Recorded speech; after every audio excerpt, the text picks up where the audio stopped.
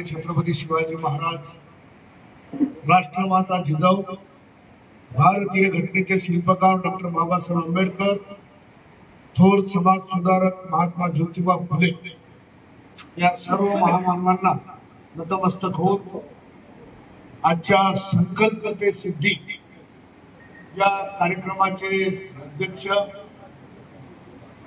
भारतीय जनता पक्षाचे माजी जिल्हाध्यक्ष डॉक्टर गणेशजी मांडे, संकल्प ते सिद्धी या कार्यक्रमाचे जिल्ह्याचे जिल्हा संयोजक चंद्रकांतजी बर्दे, सहसंयोजक हनुमंते कुलकर्णीजी, त्याचबरोबर रंबत मामा, डॉक्टर सुनील कायंदे, आमचे भालेराव सर, या तालुक्याचे अध्यक्ष प्रभाकर नागरे, या शहराचे अध्यक्ष तिडके, महामंत्री गजानन भुले, उपस्थित मुला मुलाचे नाका डोळ्याचे भारतीय जनता पक्षाचे सर्व पदाधिकारी, कार्यकर्ते, बंधू आणि भगिनींनो,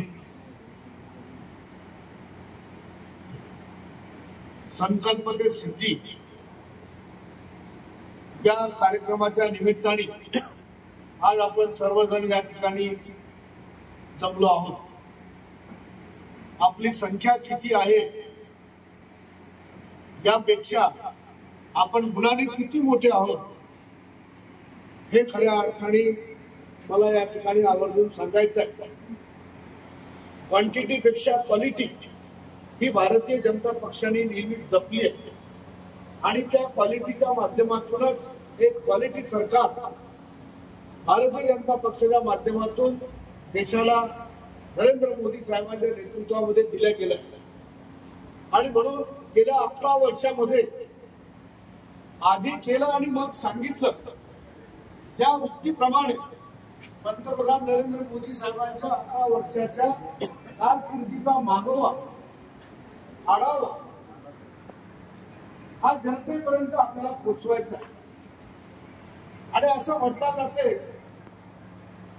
की आपलं लेकरू किती चांगलं आहे आपल्याला सांगावं लागते. आपण जर आपल्या पोराला बाळासाहेब म्हटलं तर लोक बाळासाहेब म्हणतात. आपण जर त्याला बाळा म्हटलं की या म्हटलं तर लोक सुद्धा बाहेरचे त्याला बाळाच म्हणतात. आणि म्हणून भारतीय जनता पक्षाचं प्रथम कर्तव्य आहे, पदाधिकारी कार्यकर्त्यांचं कर्तव्य आहे की ज्यांनी रक्ताचं पाणी एक करून दिवस रात्र परिश्रम घेऊन तिसऱ्यांदा या देशाच्या पंतप्रधान पदावरती ज्या नरेंद्र मोदी साहेबांना आपण बसवलं त्यांचं कार्य म्हणजे भारतीय जनता पक्षाचं कार्य, त्यांचं कार्य म्हणजे कार्यकर्त्यांनी मेहनत घेतलेल्या कार्याचं फळ हे आपण जनतेच्या पर्यंत पोहोचणं हे तुमचं आमचं खऱ्या अर्थानं कार्य आहे आणि कर्तृत्व. आणि म्हणून केल्याने होता आधी केल्याची पाहिजे. जोपर्यंत आपण करत नाही तोपर्यंत काही सांगता येत नाही. सांगण्यासाठी करावं लागत असते, सांगण्यासाठी अभ्यास करावा लागत असतो, सांगण्यासाठी लोकांपर्यंत जावं लागत असते. हरी पलंगावरी ही भाषा आपल्या जगामध्ये चालत नाही. एक काळ असा होता की लोक लग्नाची पत्रिका पाठवायचे घोड्यावर आणि ती बारशाला मिळायची. दळणवळणाची साधनं नव्हती, मोटार गाड्या नव्हत्या, बैलगाडी आणि घोडागाडी किंवा पैदल चालणे असा प्रवास या भारताच्या स्वातंत्र्यपूर्व काळामध्ये किंवा आजच्या त्र्यंबक मामा सरकारने स्वातंत्र्यानंतरही 10-20 वर्ष या भारतात पाहिला. आज देश बदल रहा है, दुनिया बदल रही है, जग हे वेगाने बदलते. मनुष्य चंद्रमंगळावरती गेलाय. मोबाईल, इंटरनेट, कॉम्प्युटर, सॅटेलाइट या माध्यमातून धीरूभाई अंबानी कधी काळी म्हटलं होतं की कर लो दुनिया मुट्ठी में. तर आज मोबाईलच्या माध्यमातून संपूर्ण जग 5 बोटामध्ये खऱ्या अर्थानं मुठ्ठीमध्ये आलंय. आजचा काळ असा आहे की मोबाईलच्या बटणावरचं शेवटचं बोट आपण उचलत नाही तर 7 समुद्रापलीकडे जगाच्या शेवटच्या टोकावर मोबाईलची बेल गेलेली असते. एवढ्या प्रचंड वेगवान जगाशी तुमची स्पर्धा आहे. एवढ्या प्रचंड वेगवान जगामध्ये तुम्ही आम्ही जन्मलोय आणि आज आपण भाग्यवान आहे की एवढ्या सोयी सुविधा सवलती या तुम्हाला आम्हाला या ठिकाणी प्राप्त आहे.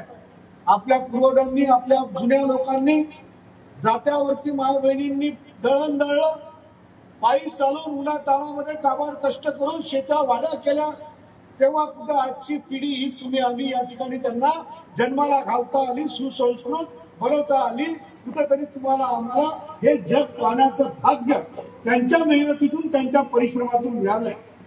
आज आपण एवढ्या सर्व गाड्या घोड्या मोटर हेलिकॉप्टर विमानं मोबाईल एसी पंखे कूलर आज जी नाही ती सुविधा भारतामध्ये या ठिकाणी बनते।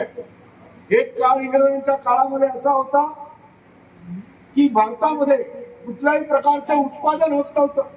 भारतामध्ये स्वातंत्र्यानंतर HMT नावाची पहिली घड्याळ उत्पादन करण्याचा कारखाना हा 61-62च्या कार्यकाळामध्ये या भारतात सुरू झाला। यावरून आपला देश किती इंग्रजांनी गुलामगिरीमध्ये मागे ठेवला होता याचं खरं रूप आपल्याला तुम्हाला दिसेल। काँग्रेसची राजवट, काँग्रेसचा 70-75चा कार्यकाळ म्हणजे जुने वतनदार, जुने सगळे सरंजामशाही, जुनी जी काही राज्यकर्ते मंडळी होती ती ॲज इट इज तशी आमदार खासदार मंत्री मुख्यमंत्री या पदावरती आरूढ झाली। त्यामुळे त्यांना सर्वसामान्य जनतेच्या सुखदुःखाशी काही देणं घेणं नव्हतं। लुटमार करणे, पैसा कमवणे, भ्रष्टाचार करणे, घोटाळे करणे आणि सर्वसामान्य जनतेला गुलामगिरीसारखं इंग्रजांसारखं वागवणे हा एकमेव अजेंडा काँग्रेसच्या राजवटीमध्ये या देशात राबवला गेला। भारतीय जनता पक्षाची स्थापना 6 एप्रिल 1980 ला माजी पंतप्रधान भारतरत्न श्रद्धेय अटल बिहारी वाजपेयी यांच्या नेतृत्वामध्ये मुंबईच्या गिरगाव चौपाटीवरती झाली आणि अटल बिहारी वाजपेयींच्या नेतृत्वामध्ये जुना संघ, जुना जनसंघ, जुनी जनता पार्टी आणि आजची भारतीय जनता पार्टी या सर्वांचं एक मिश्रण म्हणून आज भारतीय जनता पार्टीला जे काही चांगले दिवस आलेले आहेत त्या चांगल्या दिवसामध्ये जनसंघापासून तर आजच्या भारतीय जनता पार्टीच्या प्रत्येक कार्यकर्त्याचं मोलाचं आणि सिंहाचा वाटा आणि मोठं योगदान यामध्ये राहिलेलं आहे। आणि म्हणून हे सर्व जे काही आज आपण पाहतोय हे सहज काही एखाद्या जादूच्या कांडीसारखं झालेलं नाही आहे। 25 जून 1975 ला आणीबाणीसारखा काळा दिवस या भारतानं पाहिला, लोकशाहीची हत्या झाली आणि हजारो जनसंघाचे कार्यकर्ते मिसामध्ये 2-2 वर्ष कुठलाही गुन्हा नसताना, कुठलाही आरोपपत्र नसताना उचलून त्यांना जेलमध्ये डांबण्यात आलं, जेलमध्ये ठेवलं गेलं आणि एक प्रकारे या देशामध्ये लोकशाहीची हत्या करून आम्ही लोकशाही मानत नाही, हुकुमशाही आम्ही सत्तेच्या जोरावर राबवू अशा प्रकारचा संदेश हा स्वर्गीय पंतप्रधान इंदिरा गांधींनी त्या देशामध्ये दिला। मित्रांनो, आमचे बर्दे बोलताना बोलले की पंतप्रधान मोदींनी देशाच्या संसदेमध्ये पाऊल टाकण्याच्या पूर्वी त्यांनी चपला जोडे काढून संसदेच्या पायरीवर आपला माथा टेकवला। यामधून त्यांनी सांगितलं, एकच संदेश पूर्ण जगाला दिला की जगातला सर्वात मोठा लोकशाही देश असलेला भारत आणि ती भारताची संसद म्हणजे हा राजकारणाचा अड्डा नव्हे तर हा लोकशाहीचं हे मंदिर आहे आणि या लोकशाहीच्या मंदिरावरती मी माथा टेकून त्या ठिकाणी आतमध्ये प्रवेश करतोय। जी भावना मंदिरामध्ये जाताना तुमची आमची असते हीच भावना संविधानाचं रक्षण आणि लोकशाहीचं रक्षण करण्याची भावना पंतप्रधान मोदींनी त्या माथा टिकवण्याच्या एका सेकंदामधून पुऱ्या जगाला दाखवून दिली। मित्रांनो, 11 वर्षाची ही कारकीर्द निष्कलंक, निष्काम आणि निस्वार्थ प्रवृत्तीचं एक ऋषितुल्य व्यक्तिमत्व म्हणून आज पंतप्रधान मोदी आज देशाची दिवस रात्र सेवा करताय। ज्यांना कुठल्याही प्रकारचा स्वार्थ नाही, कुठल्याही प्रकारचं स्वतःचं अकाउंट नाही, कुठल्याही प्रकारे स्वतःच्या मुलाबाळांसाठी कुठल्याही प्रकारचं करप्शन करण्याची त्यांना गरज नाही, एक निस्वार्थ निष्काम प्रवृत्तीचं हे नेतृत्व तुम्हाला आम्हाला मिळालेलं आहे। आपण भारतीय जनता पक्षाचे कार्यकर्ते भाग्यवान आहोत की या देशाला अशा प्रकारचं नेतृत्व तुमच्या आमच्या मेहनतीमधून आपण मिळवून दिलेलं आहे। पंतप्रधान नरेंद्र मोदी साहेबांनी या देशामध्ये फर्स्ट नेशन, सेकंड पार्टी आणि थर्ड स्वतः ही जी परिभाषा भारतीय जनता पक्षाची आहे ती तंतोतंत तिचा अवलंब या 11 वर्षामध्ये आपण जर पाहिलं तर आपल्याला केलेला दिसतोय. मित्रांनो, आपण पाहिलं पंतप्रधान नरेंद्र मोदी साहेबांच्या नेतृत्वामध्ये या देशाच्या सीमा इतक्या मजबूत केल्या गेल्या की या देशाकडे कुणाचा वाकडा नजरेनं पाहण्याची हिंमत सुद्धा आज होत नाहीये. पहलगामच्या हत्याकांडानंतर निष्पाप पर्यटकांचा बळी घेतल्यानंतर ज्या पद्धतीने पंतप्रधान नरेंद्र मोदी साहेबांनी ऑपरेशन सिंदूरच्या नावाखाली ज्या माता भगिनींचं सिंदूर पुसलं गेलं, त्याच माय माऊली सोफिया कुरेशी आणि कमांडर सोमिया विनच्या हातामध्ये या देशाच्या युद्धाची धुरा दिली आणि पाकिस्तानच्या हद्दीमध्ये घुसून आमचे उद्ध्वस्त केले. हा प्रचंड विश्वास नारी शक्तीवरती आमच्या पंतप्रधान मोदींनी दाखवला आणि त्या 2 नारींच्या हातामध्ये युद्धाची कमान दिली. त्यातली आमची मुस्लिम भगिनी, तिने सुद्धा या देशाची प्रामाणिकपणे आणि इमानदारीनं आपलं कर्तव्य बजावताना पाकिस्तानच्या एअरबेसवरती विमानतळावरती हल्ले करून त्या ठिकाणची रडार यंत्रणा पूर्णपणे उद्ध्वस्त केली. हे काही विमान भारतीय हद्दीमध्ये घुसू दिलं नाही. हा खऱ्या अर्थानं आमच्या नारी शक्तीचा गौरव आहे. आम्हाला गर्व असला पाहिजे की पंतप्रधान नरेंद्र मोदी साहेबांनी देशाच्या सीमेवरती आता लेफ्टनंट कर्नल सारख्या महिलांच्या हातामध्ये देशाच्या सीमा दिल्या. त्यांच्यावरती सुद्धा विश्वास टाकून ज्या महिला फक्त चूल आणि मूल सांभाळायचा त्यांना देश सांभाळण्याची कमान आज पंतप्रधान नरेंद्र मोदी साहेबांच्या यशस्वी नेतृत्वामध्ये आली. पंतप्रधान नरेंद्र मोदी साहेबांनी या देशामध्ये देशातल्या युवा तरुणांना बळ मिळावं, या देशातला युवा वर्ग जो आज विदेशामध्ये जाऊन त्या ठिकाणी नोकऱ्या करतोय, या मुलांना खऱ्या अर्थानं एक प्रेरणा मिळावी म्हणून चांद्रयान सारखी मोहीम या देशामध्ये राबवली.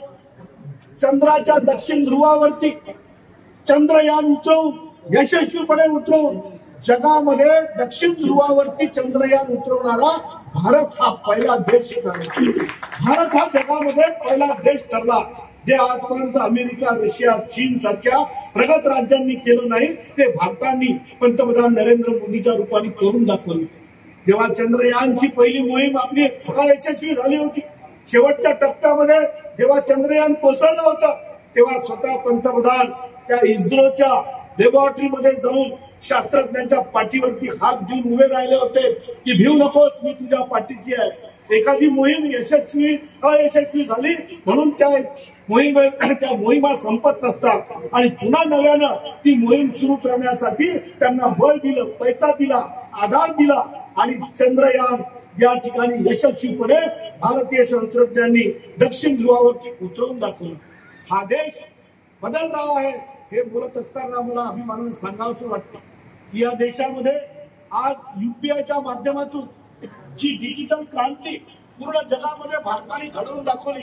मित्रांनो, आज जगामध्ये जेवढे काही डिजिटल व्यवहार होतात, जेवढे ऑनलाईन व्यवहार होतात त्याच्या 49% व्यवहार हे फक्त एकट्या भारतामध्ये होतात आणि म्हणून भारत डिजिटल व्यवहारामध्ये, ऑनलाईन व्यवहारामध्ये जगात क्रमांक 1चं राज्य म्हणून, क्रमांक 1चा देश म्हणून आज नावारूपाला आलंय.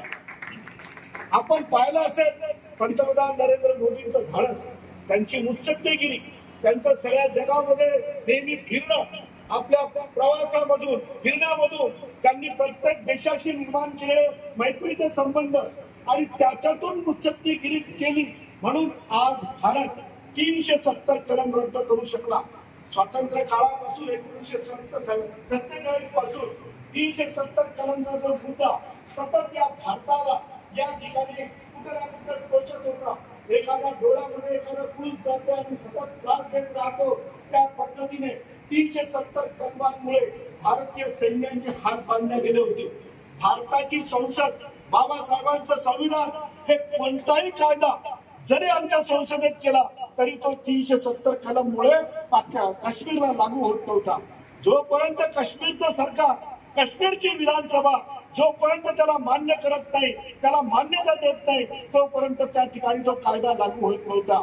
मित्रांनो, पहिल्यांदा डॉक्टर श्यामाप्रसाद मुखर्जी 1951-52 जेव्हा या देशाचे खासदार झाले तेव्हा त्यांनी सांगितलं की काँग्रेसच्या राजवटीमध्ये जे त्या काश्मीरमध्ये 2 झेंडे होते, 2 पंतप्रधान होते, 2 चिन्ह होते त्याच्या विरोधात पहिला नारा दिला डॉक्टर श्यामाप्रसाद मुखर्जींनी. त्यांनी सांगितलं एक देश दो निशान नहीं चलेंगे, एक देश दो विधान नहीं चलेंगे, एक देश दो निशान नहीं चलेंगे. हे सांगताना त्यांनी सांगितलं की भारताचा जो झेंडा आहे तो झेंडा एकच झेंडा काश्मीरमध्ये राहायला पाहिजे. 370 कलम मुळे काश्मीरचा झेंडा वेगळा होता, भारताचा झेंडा वेगळा होता. 370 कलम मुळे भारताचं संविधान वेगळं होतं, काश्मीरचं संविधान वेगळं होतं. 370 मुळे भारताचं चिन्ह वेगळं होतं आणि काश्मीरचं चिन्ह त्या ठिकाणी वेगळं होतं. मित्रांनो, आज 370 कलम रद्द केल्यामुळे भारतीय सैन्याला वेळोवेळी जी काश्मीर सरकारची परवानगी दहशतवाद्यांवर हल्ला करताना, दहशतवाद्यांना उद्ध्वस्त करताना घ्यावी लागत होती, आज 370 मुळे देशाचं सैन्य हे आता दहशतवाद्यावर, अतिरेक्यांवर हल्ला करण्यासाठी, त्यांचा बिमोड करण्यासाठी आज त्यांना पूर्णपणे मोकळीक मिळाली आहे. आपण पाहत होतो काँग्रेसच्या राजवटीमध्ये जेव्हा 370 कलम लागू होतं तेव्हा छोटे छोटे मुलं काश्मीरचे भारतीय सैन्यावरती बॉम्बगोळे टाकायचे, दगडफेक करायचे, पण भारतीय सैन्यांना त्यांच्यावर कुठल्याही प्रकारच्या गोळीबार करण्याचा आदेश नव्हता. आज 370 मुळे संपूर्ण देश एकत्र झाला. काश्मीर ते कन्याकुमारी आपण नुसतं म्हणायचो, पण 370 मुळे काश्मीर अडकलेलं होतं, ते भारतामध्ये नव्हतं. आज 370 रद्द झाल्यामुळे काश्मीर ते कन्याकुमारी एक झालंय. आज आपण पाहतो काल परवा जगातला सर्वात उंच रेल्वेचा पूल चिनाब नदीवरती भारतीय इंजिनियर्सनी उभा केला आणि संपूर्ण जगाचे डोळे वटारले गेले की भारताची एवढी प्रचंड प्रगती. त्या पुलाचं उद्घाटन करताना मित्रांनो, काश्मीरचे मुख्यमंत्री उमर अब्दुल्ला यांनी मोदी साहेबांची तोंड भरून स्तुती करताना म्हटलं की जे अंग्रेज को जो जमाने, अंग्रेज को जो करते आया ने वो पंतप्रधान मोदी ने करके दिखाया. हे उमर अब्दुल्ला काश्मीरच्या मुख्यमंत्र्यांच्या तोंडचे वाक्य आहे. ही प्रगती म्हणजे नजर लागण्यासारखी आहे, ही डोळ्यात न सावणारी प्रगती आहे. आज चिनाब नदीवरून पहिल्यांदा रेल्वे वंदे मातरम त्या ठिकाणी धावली. तिला झेंडा दाखवताना नरेंद्र मोदींची सुद्धा छाती अभिमानाने फुलून गेली. त्यांना सुद्धा मोह आवडला नाही की त्यांनी भारताचा झेंडा हातामध्ये घेऊन त्या पुलावरून ते पायी केले. त्याचा व्हिडिओ आपण प्रत्येकाने त्या ठिकाणी पाहिला असेल. आणि म्हणून मरावे परी कीर्ती रूपी उरावे अशा प्रकारचं कार्य आज पंतप्रधान नरेंद्र मोदीचं आज आपल्याला दिसते आहे. मित्र